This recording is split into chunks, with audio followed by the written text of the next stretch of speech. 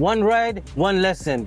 Twende tukasikilize somo la leo. Brother, maisha yalikufundisha somo gani ambalo huwezi kulisahau? Maisha bwana, mimi yamenifundisha sana mambo mengi. Kitu ambacho kilinifundisha ambacho sitokuja kusahau ni jinsi nilivyokuwa nafanya kazi mpaka hali ya nauli, nakosa nauli ya kuja kazini na nauli ya kufanya nini, kurudi nyumbani. Kwa hapo nilijifunza kitu fulani, kusema kwamba ile unaipata ni shilingi 100, shilingi ngapi utunze.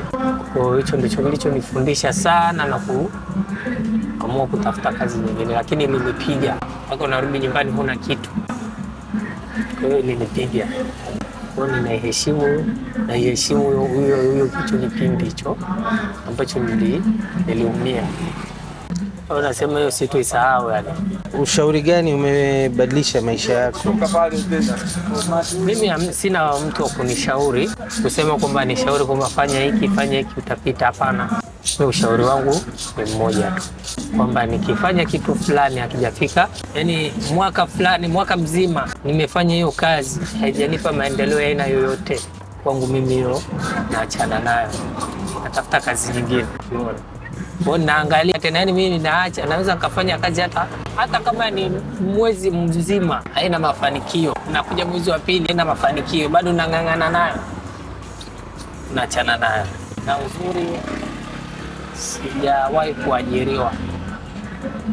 Unatafuta unachokipata, unarizika nacho, lakini unaangalia unapata hela ya kula na kutumia baadaye na kesho. Unaweza ukaipata au unaweza ukafanya jambo fulani, unaweza ukafanya mwezi wa kwanza, mwezi wa pili, mpaka miezi 6 bado huna kitu chochote. Unaweza ukasema hata kijiko hujanunua, unachana nayo.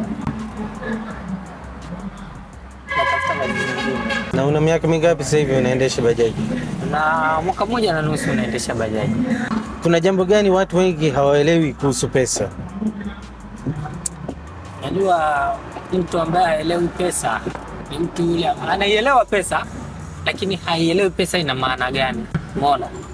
Yaani ni huyo ambaye kusema kwamba hana maisha ya kusema kwa kuna mtu anamtegemea. Ina maana akipata 1000 yeye karizika, ili mradi tumbo lake lifanye nini, lijae.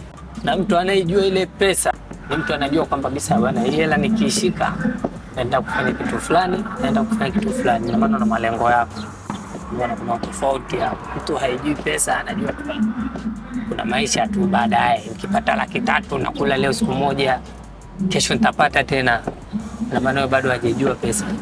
Ukipata nafasi ya kumwambia mwanao jambo moja, litakuwa lipi? Yani unamwambia mwanao, yani katika kitu ambacho ukitaka kumzingatia mwanao, mwambia tu bwana, wewe kitu cha kwanza usimdharau mtu yoyote, au maskini au tajiri, usimdharau, kwa sababu hujui nani atakaye kutoa katika maisha yako.